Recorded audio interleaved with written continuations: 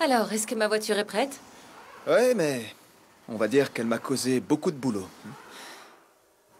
Quoi, comment ça, du boulot? En fait, le problème n'était pas seulement là où on le pensait. Après un contrôle plus approfondi du véhicule, malheureusement, on a remarqué qu'il y avait beaucoup de pièces à remplacer. Tenez, vous avez là votre facture en bonne et due forme. Bon sang, c'est carrément le double. Ah ouais, bien évidemment, le prix est multiplié par 2, mais comme je vous l'ai dit, ces réparations étaient nécessaires. Oui, mais je suis désolée. Vous auriez pu me prévenir. Écoutez, maintenant, le travail est fait. Si vous voulez récupérer votre voiture, il va falloir payer, madame. Très bien. Je vais régler la facture. Mais malgré tout, vous auriez pu me prévenir, ça ne se fait pas. Tenez. Je remettrai plus les pieds dans votre garage. Adieu. Bonne journée.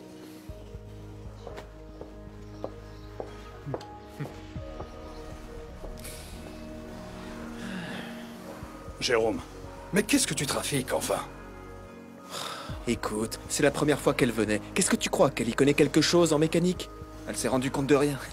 C'était trop facile. Mais comment tu peux traiter comme ça les clients? Tu vas finir par tous les faire fuir. Julien, c'est mes affaires, pas les tiennes. Maintenant, va retourner travailler. Sans moi, tu sais très bien que ce garage... Sans toi, ce garage quoi?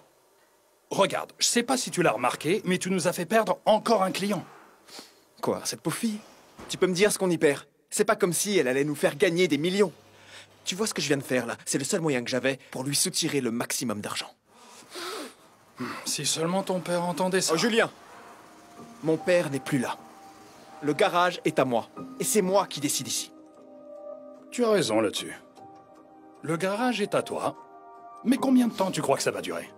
Si tu continues à traiter les clients de cette façon, à gonfler les factures, est-ce que tu te souviens de ce que disait toujours ton père?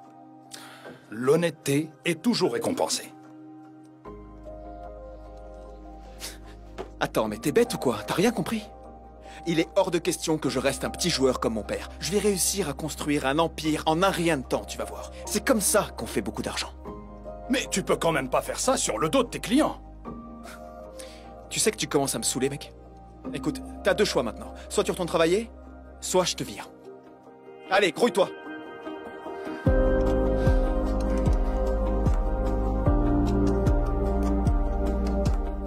Jérôme continue de profiter avidement de ses clients, ce qui, avec le temps, finit par le conduire à sa perte.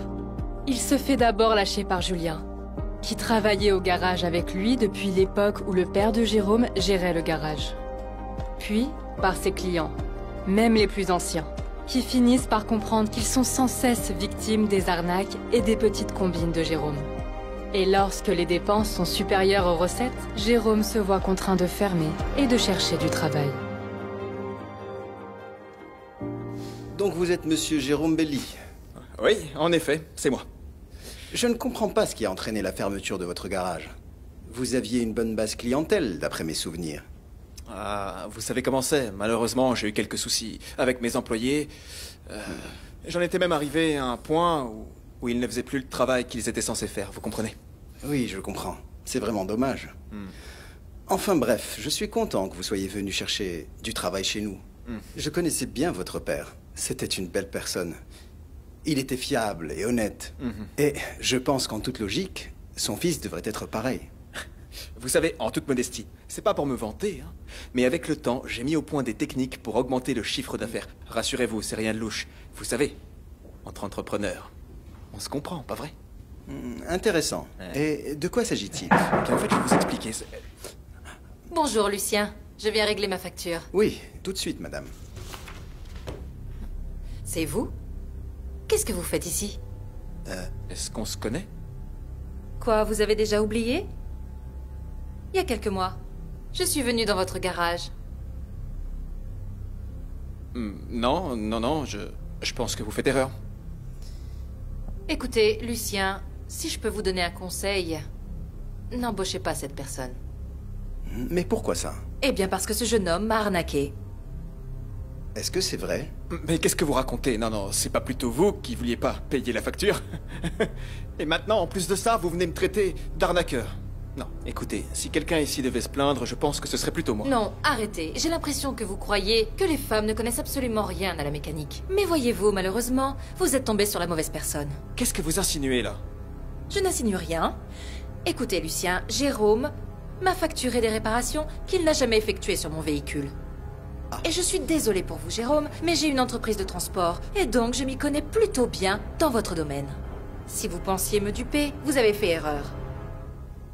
C'est pour ça que je viens ici. Parce que Lucien est honnête et transparent.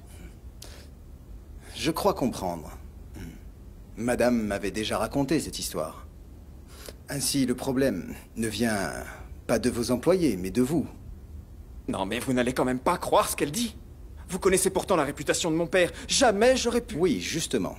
Je connais très bien la réputation de votre père. J'ai moi-même contrôlé le véhicule de madame, et elle dit vrai. Alors expliquez-moi une chose. Est-ce que c'était bien ça votre idée pour augmenter le chiffre d'affaires? Arnaquer les honnêtes gens? Vous savez, j'ai presque de la peine pour vous. Cette dame aurait pu compter parmi vos clients si vous aviez fait preuve d'un minimum d'honnêteté. J'aurais même été une très bonne cliente. Je vous aurais assuré des bénéfices considérables avec l'entretien de tous les véhicules de mon entreprise. Oui, je confirme. Il est vrai qu'à ce jour, madame fait partie de nos meilleurs clients. D'ailleurs, nous avons une clientèle assez nombreuse. Vous savez pourquoi? C'est que nous travaillons honnêtement. Parce que, comme le disait votre père, l'honnêteté est toujours récompensée. Vous devriez être le premier à le savoir. Désolé, je ne peux pas vous embaucher. Vous aurez sûrement d'autres opportunités dans le futur. Mais j'en doute si vous continuez à vous comporter de cette façon. La malhonnêteté n'apporte jamais rien de bon. Maintenant, si vous permettez...